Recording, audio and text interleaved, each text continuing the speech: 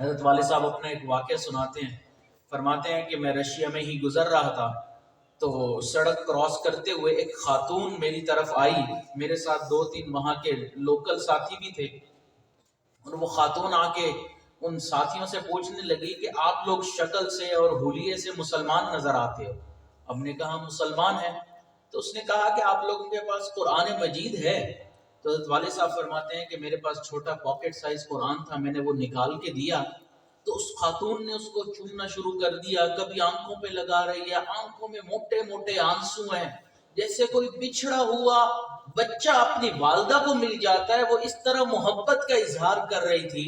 وسلام علی عباده الذین اصطفى، اما بعد فاعوذ باللہ من الشیطان الرجیم، بسم اللہ الرحمن الرحیم، انا نحن نزلنا الذکر وانا له لحافظون، سبحان ربك رب العزة عما يصفون وسلام على المرسلين والحمد لله رب العالمين، اللهم صل على سيدنا محمد وعلى آل سيدنا محمد وبارك وسلم، اللهم صل على سيدنا محمد وعلى آل سيدنا محمد وبارك وسلم، اللهم صل على سيدنا محمد وعلى آل سيدنا محمد وبارك وسلم۔ اللہ رب العزت نے قرآن مجید کو اپنے محبوب صلی اللہ علیہ وسلم پر نازل فرمایا۔ یہ قرآن مجید دستور حیات ہے، منشور حیات ہے، ضابطہ حیات ہے، بلکہ پوری انسانیت کے لیے آب حیات ہے۔ یہ وہ کتاب ہے جو راہ ہدایت ہے، یہ بھٹکے ہوئوں کو سیدھا رستہ دکھانے والی کتاب، گمراہ لوگوں کو ہدایت دینے والی کتاب، اندھیرے میں پڑے ہوئوں کو روشنی کی طرف لانے والی کتاب، قعر مذلت میں گرے ہوئوں کو اوج ثریا پر پہنچانے والی کتاب، اللہ سے بچھڑے ہوئوں کو اللہ سے ملانے والی کتاب ہے۔ جو انسان بھی اس قرآن مجید کے ساتھ اپنے آپ کو نتھی کر لیتا ہے، اپنی نسبت اس قرآن کے ساتھ جوڑ لیتا ہے، اللہ رب العزت اس کو عزتیں عطا فرماتے ہیں۔ آپ نے دیکھا ہوگا کہ ایک ہی بھٹے کے اندر ایک ہی وقت میں ایک ہی مٹی سے ایک ہی انسان کے ہاتھوں سے 2 اینٹیں بنتی ہیں۔ ایک اینٹ وہاں سے نکل کر بیت الخلاء میں لگتی ہے اور دوسری اینٹ وہاں سے نکل کر بیت اللہ کے اندر لگتی ہے، تو ایک اینٹ پر ہم ننگا پاؤں رکھنا پسند نہیں کرتے، جبکہ دوسری اینٹ کے اوپر ہم اپنی پیشانی کو ٹکا رہے ہوتے ہیں۔ اس کی وجہ یہ ہے کہ اس اینٹ کی نسبت بیت اللہ یعنی کہ اللہ کے گھر کے ساتھ ہو گئی، اس نسبت نے اس اینٹ کی قدر و قیمت تبدیل کر کے رکھ دی۔ اسی طرح انسان جب اپنے آپ کو کتاب اللہ کے ساتھ نتھی کر لیتا ہے، اس نسبت کی برکت سے اللہ کے ہاں اس کا مقام بلند ہو جاتا ہے۔ آپ دیکھیں کہ گھر کے اندر کوئی گتا پڑا ہوا ہو، جس کو بچے کبھی اٹھا کر اوپر رکھ دیں، کبھی نیچے، کبھی کہیں پڑا ہو اور کبھی کہیں پڑا ہو، کوئی قدر و قیمت نہیں، کوئی اہمیت نہیں۔ پھر گھر کا بڑا یہ سوچے کہ قرآن مجید کی جلد پرانی ہو گئی ہے، اس جلد کو میں تبدیل کر لوں، تو وہ اسی گتے کو لے کر پاک صاف کر کر قرآن مجید کی جلد بنا دے۔ تو علماء کرام فرماتے ہیں کہ اب قرآن مجید کی جلد بننے کے بعد اس گتے کی اتنی اہمیت ہو گئی کہ جہاں قرآن کو بغیر وضو ہاتھ لگانا جائز نہیں، اس گتے کو بھی بغیر وضو ہاتھ لگانا جائز نہیں۔ اگر ایک بے قدر و قیمت گتے کی اتنی قدر ہو گئی قرآن کے ساتھ جڑنے کے بعد، تو انسان اگر اپنے آپ کو قرآن کے ساتھ نتھی کر لے گا تو اللہ کے ہاں اس کا کیا مقام ہوگا۔ ایران کا ایک بادشاہ گزرا ہے، ایک مرتبہ اس سے ملاقات کے لیے ایک شخص آیا، دیہاتی آدمی تھا۔ باہر پولیس والے نے پوچھا کہ آپ کون ہو، کیوں آئے ہو؟ اس نے کہا کہ میں شاہ ایران کو ملنے کے لیے آیا ہوں، میری کوئی اہمیت نہیں، کوئی قدر نہیں، ایک عام معمولی آدمی ہوں، لیکن سوچا کہ اپنے بادشاہ سے ملاقات کر لوں۔ اس نے اندر پیغام بھیجا تو بادشاہ کے پاس وقت تھا، اس نے کہا کہ کوئی فریادی ہوگا اس کو بھیج دو، ملاقات کر لیتا ہوں۔ جب وہ شخص اندر آیا تو بادشاہ نے دوبارہ پوچھا کہ تم اپنا تعارف کرواؤ، تو وہ شخص کہنے لگا کہ بادشاہ سلامت، میں سید العرب ہوں، عربوں کا سردار ہوں۔ تو بادشاہ نے کہا کہ تمہارا تو پیغام ملا تھا کہ تم ایک عام معمولی آدمی ہو، دیہاتی آدمی ہو، اب تم کہتے ہو کہ تم عربوں کے سردار ہو، تو اس تبدیلی کی وجہ کیا ہے؟ اس نے کہا بادشاہ سلامت، بات بالکل یہی ہے کہ یہاں آنے سے قبل میں ایک عام معمولی دیہات کا رہنے والا انسان تھا، لیکن اس وقت میں شاہ ایران سے مخاطب ہوں۔ اس مخاطب ہونے کی وجہ سے مجھے یہ مقام ملا کہ میں اپنے آپ کو سید العرب سمجھتا ہوں۔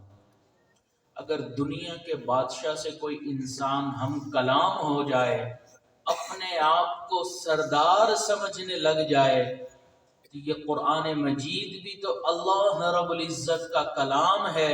جب انسان اس کو پڑھتا ہے تو وہ اللہ سے ہم کلام ہوتا ہے، پھر اللہ تعالیٰ اس کو انسانیت کا سردار بنا دیتے ہیں۔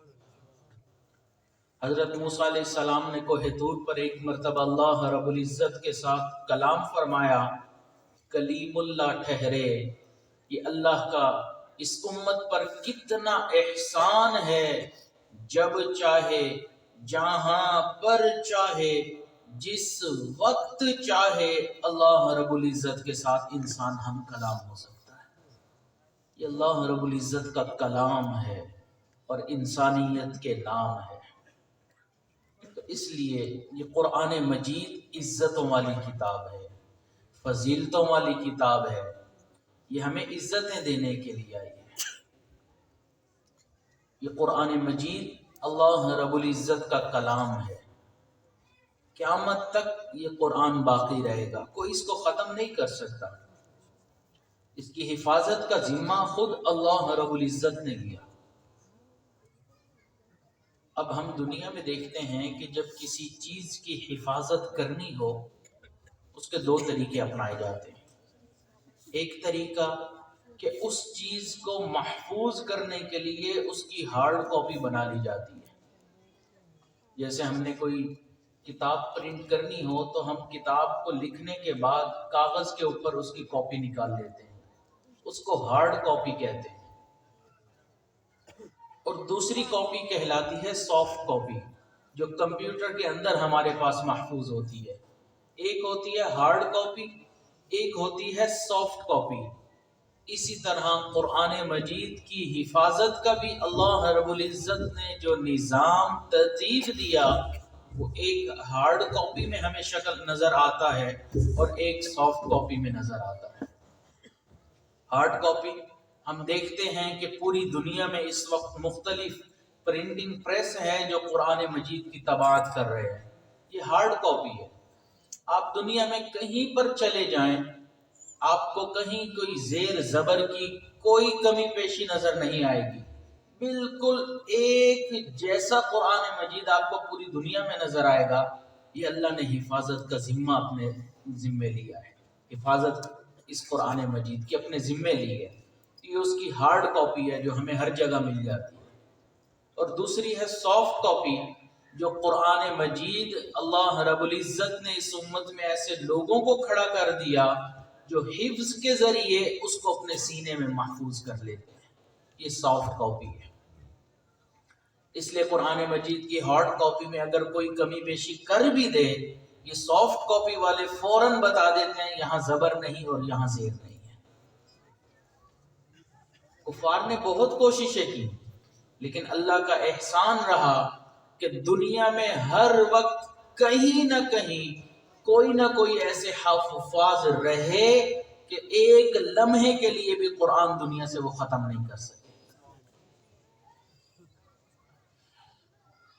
رشیا میں جب کمیونزم آیا، کمیونسٹ آئے جس کو سرخ آندھی بھی کہا جاتا ہے، تو انہوں نے یہ لا بنا دیا کہ قرآن مجید کہیں پر کسی گھر میں نظر آئے تو پورے گھرانے کو پھانسی پر چڑھا دیا جائے، حتیٰ کہ عربی کا کوئی کاغذ بھی نظر آ جائے تو پورے گھرانے کو مارا جائے گا۔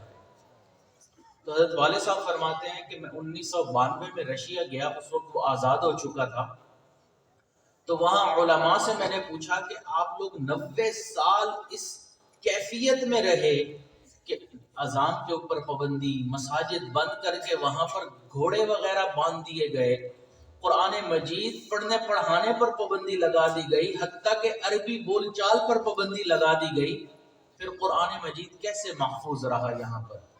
تو انہوں نے کہا کہ حضرت جب یہ پابندی لگی تو اس وقت جو ہمارے علماء تھے اور قراء تھے وہ اس بات پر سر جوڑ کر بیٹھے کہ اب اگلی نسل کو کیسے قرآن مجید کی تعلیم دی جائے۔ تو اس میں سے جو قراء تھے انہوں نے بعض میں درزی کا کام شروع کر دیا، کپڑے کی سلائی کرتے اور اپنے ساتھ ایک طالب علم کو بٹھا لیتے جو شاگرد بنتا، وہ حفظ بھی کرتا اور ساتھ ساتھ درزی کا کام بھی سیکھتا۔ پولیس والے آتے کہ تم دونوں بیٹھے یہاں کیا کر رہے ہو؟ تو وہ بتاتے کہ میں استاد ہوں، یہ شاگرد ہے، یہ میرے سے کپڑے سینا سیکھ رہا ہے۔ تو جس طرح کسی نابینا کو قرآن مجید حفظ کروایا جاتا ہے، وہ استاد اپنے شاگرد کو اس طرح روزانہ ایک آیت یا آدھی آیت سنا کر حفظ کروایا کرتا تھا۔ بعض لوگ انہوں نے کھیتی باڑی شروع کر دی، ساتھ اپنے ایک شاگرد کو بٹھا لیا، اب ٹریکٹر چلا رہے ہیں دن بھر۔ اب پوچھا کہ بھئی کیا معاملہ ہے؟ پولیس والے آئے، کیا کر رہے ہو؟ جی کھیتی باڑی چلا رہا ہوں، آگے بچے کو بھی سکھا رہا ہوں۔ لیکن حقیقتاً وہ قرآن مجید کی تعلیم دے رہے تھے۔ کہتے ہیں 90 سال اسی کیفیت میں گزرے، جب یہ کمیونسٹ یہاں سے ختم ہوا چلا گیا تو اب ہم علماء کو تو پتہ نہیں تھا کہ قرآن مجید کی حفاظت کا کیسا ذمہ اللہ نے لیا ہے، تو ہم نے یہ اعلان کیا کہ اگلی نسل میں قرآن مجید کی محبت کو اجاگر کرنے کے لیے ہم قرأت کا ایک جلسہ منعقد کرتے ہیں، جس میں مختلف قراء آئیں گے، تلاوت کریں گے، لوگ ان کی تلاوت سنیں گے تو شوق ہوگا کہ ہم بھی اپنے بچوں کو حفظ کروائیں۔ تو انہوں نے یہ اعلان کیا کہ فلاں 3 دن میں جتنے بھی ملک کے اندر قراء ہیں یا حفاظ ہیں پورے قرآن مجید کے، وہ آئیں اور تلاوت کریں۔ ہم علماء کا یہ خیال تھا کہ 300 یا 400 لوگ ہوں گے پورے ملک میں جو قرآن مجید کے حافظ ہوں گے، لیکن پریشانی اور خوشی تو اس وقت بڑھ گئی جب ہمیں 12,000 سے بھی زیادہ درخواستیں موصول ہوئیں کہ ہم مکمل حافظ قرآن ہیں۔ سبحان اللہ۔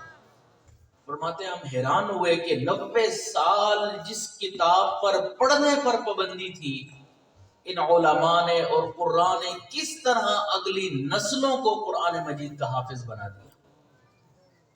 حضرت والد صاحب فرماتے ہیں ہمارے ایک دوست تھے، وہ بھی رشیا گئے تو اہل خانہ اپنے گھر لے گئے، رشین تھے۔ ان میں سے ایک نے کہا کہ حضرت یہ میرا بیٹا ہے، چھوٹا عمر ہے، عمر چھوٹی ہے، قرآن مجید کا حافظ ہے۔ تو وہ جو دوست تھے انہوں نے اپنی جیب سے پاکٹ سائز قرآن مجید نکالا جو چھوٹے سائز میں پرنٹ ہوا تھا، اور اس بچے کے سامنے کھولا اور کہا کہ بیٹا یہاں سے پڑھو۔ اب وہ کبھی قرآن مجید دیکھتا ہے، کبھی شکل دیکھتا ہے، کبھی قرآن دیکھتا ہے، کبھی شکل دیکھتا ہے۔ تو میں نے اسے کہا بیٹا اس جگہ سے یہ آیت پڑھو نا، وہ پھر قرآن دیکھتا ہے، پھر میرا چہرہ دیکھتا ہے۔ تو پھر میں نے اسے کہا کہ یہ دیکھو، یا ایھا الذین آمنوا قوا انفسکم واہلیکم نارا، یہاں سے پڑھنا شروع کرو۔ جیسے ہی میں نے آیت تلاوت کی اس بچے نے فر پڑھنا شروع کر دیا، پڑھتا ہی چلا جا رہا ہے، اب رکے نہ رکے، چلتا جا رہا ہے چلتا جا رہا ہے۔ پھر میں نے اسے کہا کہ اب بس کر دو۔ پھر میں نے اس کے والد کی طرف حیرانگی سے دیکھا اور کہا کہ میں اس کو کہہ رہا تھا یہاں سے پڑھو، اس کو پڑھنا نہیں آ رہا تھا، میں نے زبانی آیت تلاوت کر لی اور اس نے پڑھنا شروع کر دیا، یہ کیا ماجرا ہے؟ اس نے کہا کہ میرا بچہ حافظ قرآن تو ہے، پورا قرآن زبانی تو آپ کو سنا دے گا، لیکن اس نے اپنی زندگی میں کبھی قرآن نہیں دیکھا، اس کو دیکھ کر پڑھنا نہیں آتا۔ یہ سینہ بسینہ اللہ تعالیٰ نے استاد کے ذریعے اس کے سینے میں یہ قرآن مجید منتقل کیا ہے۔ تو یہ قرآن مجید کی سافٹ کاپی ہے۔ اللہ تعالیٰ نے اس طرح اس قرآن مجید کی حفاظت کی ہے۔ دنیا میں کہیں پہ آپ چلے جائیں، کسی بھی کتاب کا کوئی بھی حافظ آپ کو نہیں ملے گا، قرآن مجید کے حفاظ آپ کو ملیں گے۔ حضرت والد صاحب اپنا ایک واقعہ سناتے ہیں، فرماتے ہیں کہ میں رشیا میں ہی گزر رہا تھا تو سڑک کراس کرتے ہوئے ایک خاتون میری طرف آئی، میرے ساتھ 2-3 وہاں کے لوکل ساتھی بھی تھے، اور وہ خاتون آ کے ان ساتھیوں سے پوچھنے لگی کہ آپ لوگ شکل سے اور حلیے سے مسلمان نظر آتے ہو۔ ہم نے کہا مسلمان ہیں، تو اس نے کہا کہ آپ لوگوں کے پاس قرآن مجید ہے؟ تو حضرت والد صاحب فرماتے ہیں کہ میرے پاس چھوٹا پاکٹ سائز قرآن تھا، میں نے وہ نکال کے دیا تو اس خاتون نے اس کو چومنا شروع کر دیا، کبھی آنکھوں پہ لگا رہی ہے، آنکھوں میں موٹے موٹے آنسو ہیں، جیسے کوئی بچھڑا ہوا بچہ اپنی والدہ کو مل جاتا ہے، وہ اس طرح محبت کا اظہار کر رہی تھی۔ فرماتے ہیں کہ میں حیران ہوا کہ اس طرح تو کوئی اظہار نہیں کرتا، تو میں نے اپنے ساتھیوں سے پوچھا کہ اس سے پوچھو یہ کیا معاملہ ہے۔ جب اس خاتون سے پوچھا، اس نے کہا میری عمر 39 سال 40 سال کی ہو گئی، ہمارے ملک میں قرآن مجید رکھنے پر پڑھنے پر پابندی تھی، آج میں 40 سال کے بعد پہلی مرتبہ قرآن مجید کو دیکھ رہی ہوں۔ ایسے سخت حالات میں بھی اللہ تعالیٰ نے ان علماء سے، ان حفاظ سے اس قرآن مجید کی حفاظت کا ذمہ لیا، حفاظت کروائی۔ تو یہ حفاظ قرآن مجید کے الفاظ کے محافظ ہیں، اور علماء قرآن مجید کے معانی کے محافظ ہیں۔ تو اللہ کے ہاں ان کی بہت قدر و قیمت ہے۔ آپ کو اس امت میں ہر عمر کے طبقے میں حفاظ مل جائیں گے۔ ہارون الرشید کے زمانے میں ایک شخص اپنے 5 سال کے بیٹے کو لایا اور کہنے لگا بادشاہ سلامت میرا بیٹا مکمل حافظ قرآن ہے۔ اتنا چھوٹا تھا وہ بچہ کہ وہ باپ کے سامنے ضد کر رہا تھا کہ مجھے گڑ کی ڈلی لے کر دیں، جیسے ہم آج کل بچے کہتے ہیں نا کینڈی لے کر دیں، ٹافی لے کر دیں، تو گڑ کی ڈلی اس ٹائم کینڈی ہوا کرتی ہوگی کوئی، تو وہ ضد کر رہا تھا کہ مجھے گڑ کی ڈلی لے کر دیں۔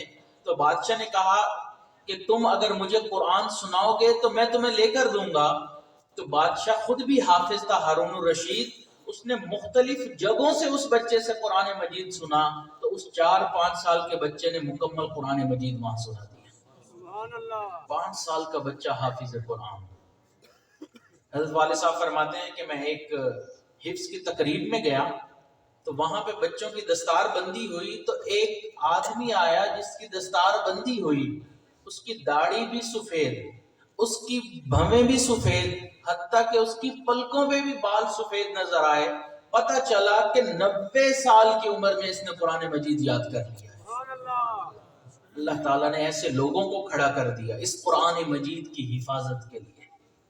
پھر آپ دیکھیں تو عام طور پر ایک بچہ 2 سال میں حفظ مکمل کر لیتا ہے، لیکن ایسے لوگ بھی ہیں کہ وہ جلد کر لیتے ہیں، 1 مہینے میں بھی قرآن مجید حفظ کرنے کی مثالیں موجود ہیں۔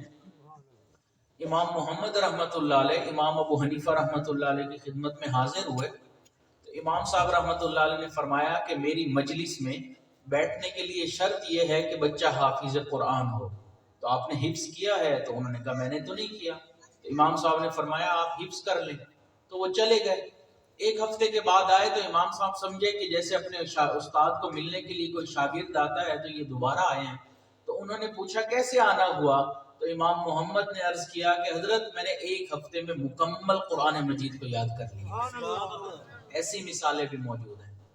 ہشام ابن کلبی ایک عالم تھے، تو وہ کہنے لگے کہ اللہ تعالیٰ نے مجھ سے ایک ایسا کام لیا ہے جو کام کسی اور کے لیے کرنا ممکن نہیں۔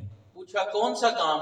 کہتے ہیں کہ ایک مرتبہ کچھ علماء بیٹھے تھے اور گفتگو کر رہے تھے کہ فلاں بڑا عالم ہے، فلاں زیادہ علم والا ہے، تو جب میرا نام آیا تو علماء نے کہا کہ وہ عالم تو ہے، حافظ نہیں ہے، تو یہ بات مجھے اچھی نہ لگی، تو میں نے قرآن مجید کو حفظ کرنا شروع کر دیا اور 3 دن میں مکمل قرآن مجید کو یاد کر لیا۔ سبحان اللہ۔ اس امت میں ایسی مثالیں بھی موجود ہیں۔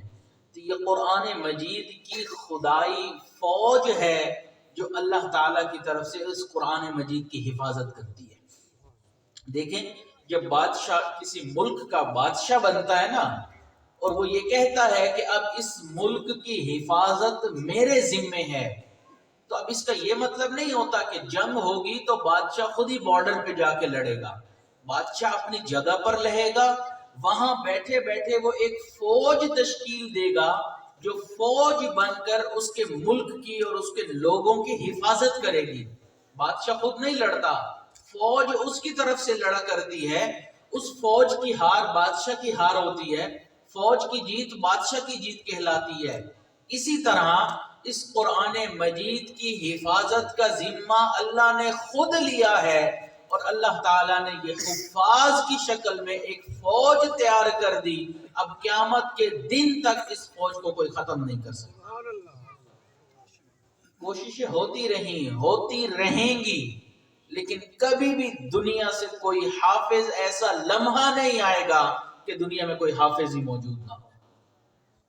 آج ہم رمضان المبارک میں دیکھیں، جگہیں کم پڑ جاتی ہیں، مساجد کم پڑ جاتی ہیں، حفاظ زیادہ ہیں، الحمدللہ۔ تو یہ اللہ تعالیٰ نے کیسی حفاظت کا ذمہ لیا ہے۔ تو اس لیے جب کوئی بچہ قرآن مجید کی حفاظت کر رہا ہو، اس کو یاد کر رہا ہو، تو ہمیں اس کا ساتھ دینا چاہیے۔ حدیث مبارکہ میں ہے کہ حافظ بچہ قیامت والے دن 10 لوگوں کی شفاعت کرے گا۔ عام طور پر ایک گھر کے اندر 10 افرادی ہوتے ہیں، والدین ہو گئے، 4-5 بچے ہو گئے، اگر دادا دادی اور یہ بھی ملا لیا جائے تو 8-10 بندے ایک گھر کے اندر موجود ہوتے ہیں، یعنی کہ ایک حافظ پورے گھرانے کو اپنے ساتھ جنت کے اندر لے کر جائے گا۔ اور عالم کے بارے میں فرمایا کہ 400 لوگوں کو اپنے ساتھ جنت میں لے کر جائے گا۔ اب 400 ایک فیملی جو کلوز فیملی ہوتی ہے، قریبی رشتہ دار ہوتے ہیں، ان کو اگر گینا جائے تو وہ تقریباً 350-400 کے قریب بنتے ہیں۔ یعنی کہ اگر ایک عالم ہوگا تو وہ پوری رشتہ داروں کو لے کر اپنے ساتھ جنت میں جا سکتا ہے۔ کتنی بڑی فضیلت ہے، جنت میں جانا کتنا آسان ہو گیا۔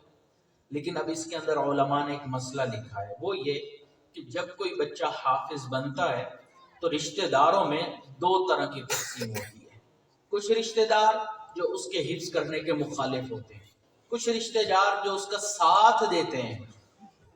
جو مخالف ہوتے ہیں کہ بھئی تم کیوں اس کو مولوی بنا رہے ہو، کیا ضرورت ہے مدرسے میں پڑھانے کی، کیا ضرورت ہے حفظ کروانے کی، کہاں سے کمائے گا، کہاں سے کھائے گا، یہ اس طرح کے تانے اور یہی دیتے رہتے ہیں۔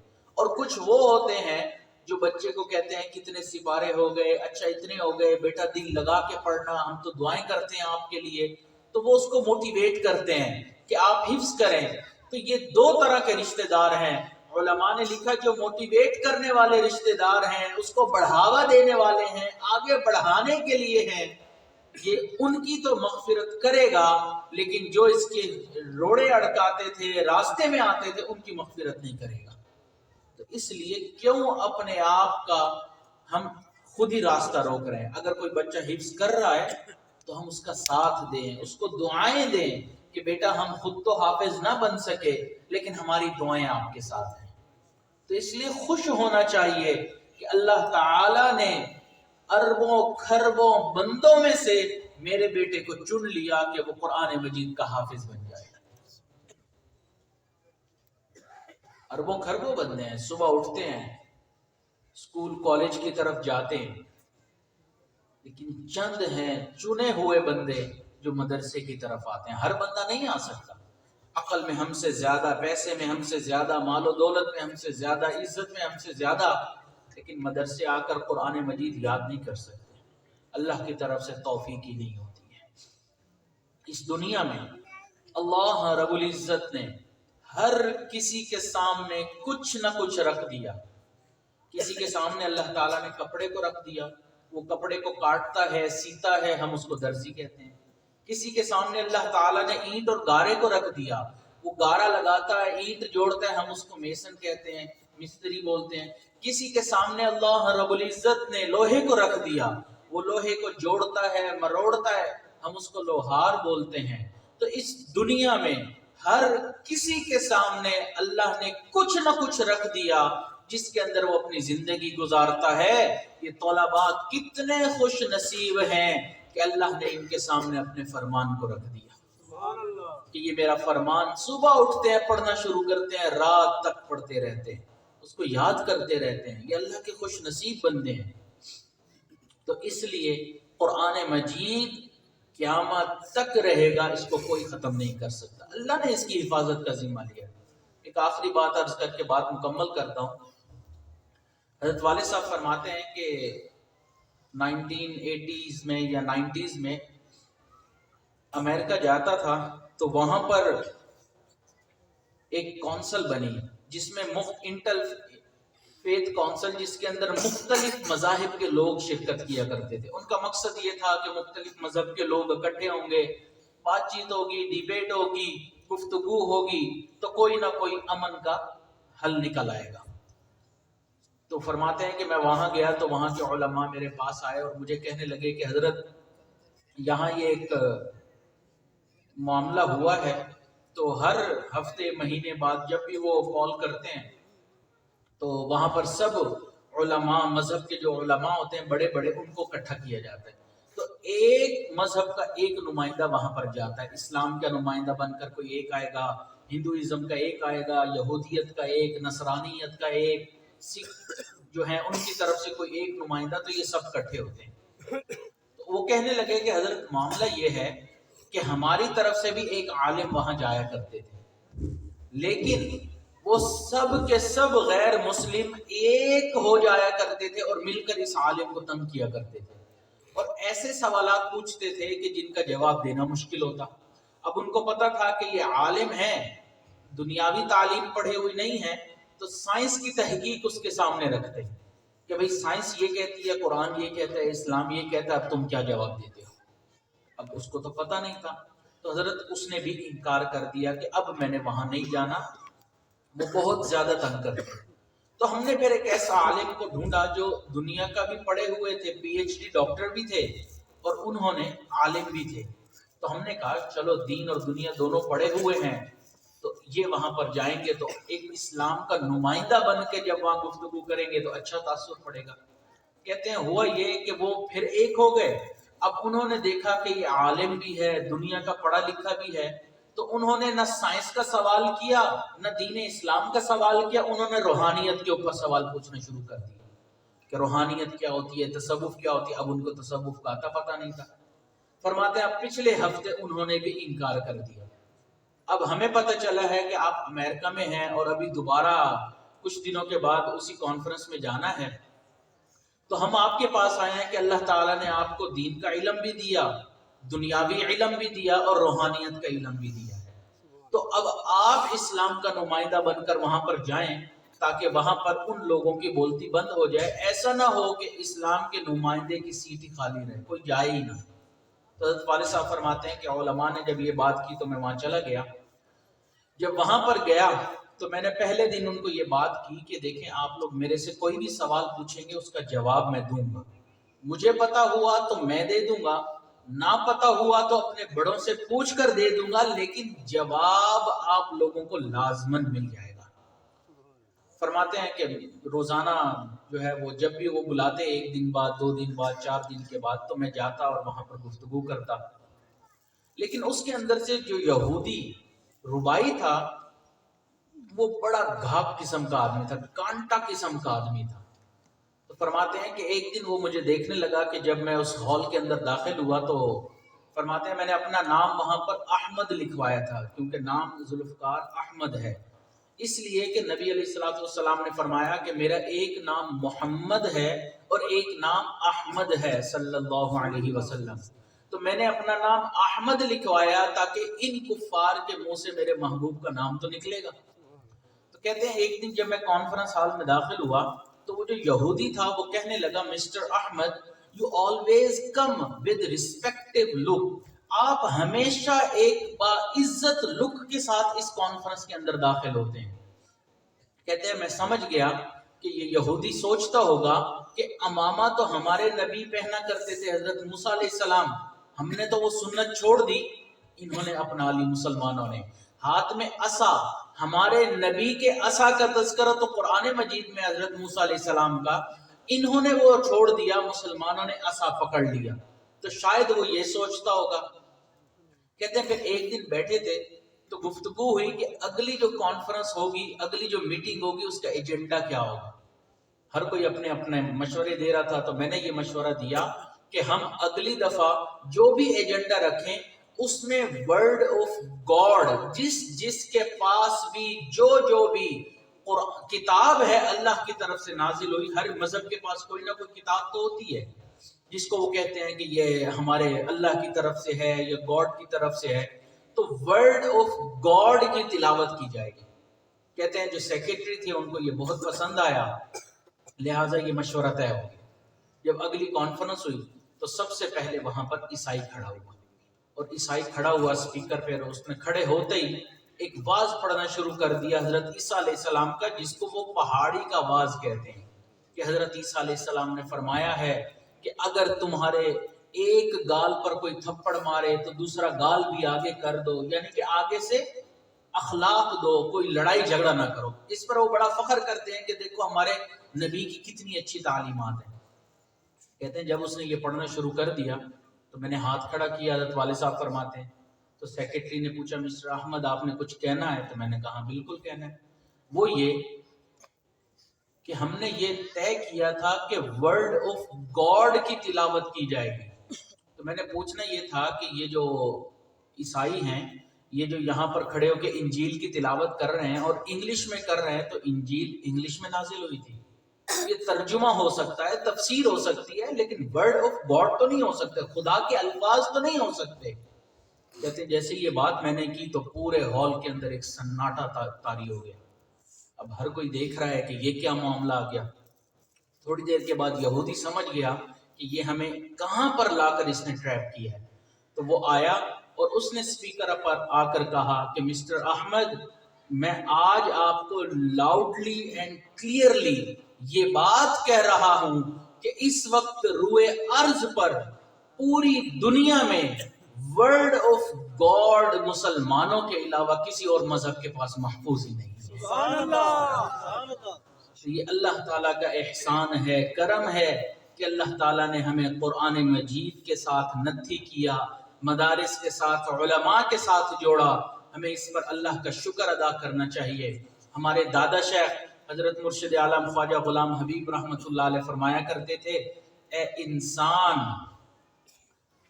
تو پڑھ قرآن، تیرا رب کرے گا تیرا اکرام، اقرأ وربک الاکرم. ہم قرآن مجید کی تلاوت تو کر کے دیکھیں اللہ تعالیٰ کیسے ہمارا اکرام فرماتے ہیں. قرآن سے اپنے آپ کو نتھی کر لیں، جوڑ لیں، اس کی تلاوت کریں، اس پر عمل کریں تاکہ ہماری زندگی بھی سنورے، دنیا کی اور آخرت دونوں کی. اللہ تعالیٰ سے دعا ہے کہ جتنے بچوں نے قرآن مجید کو یاد کیا، اللہ تعالیٰ اس نعمت کو تا دم آخر محفوظ رکھنے کی توفیق عطا فرمائے، اور جو ان کے اساتذہ ہیں ان کی محنتوں کو قبول فرمائے، اور حضرات اکابر جو اس وقت سٹیج پر تشریف فرما ہیں اللہ ان کے یہاں پر آنے کو قبول فرمائے، اور ان کی برکت سے ہم فقیروں کی حاضری بھی قبول فرمائے. وآخر دعوانا ان الحمد للہ رب العالمین.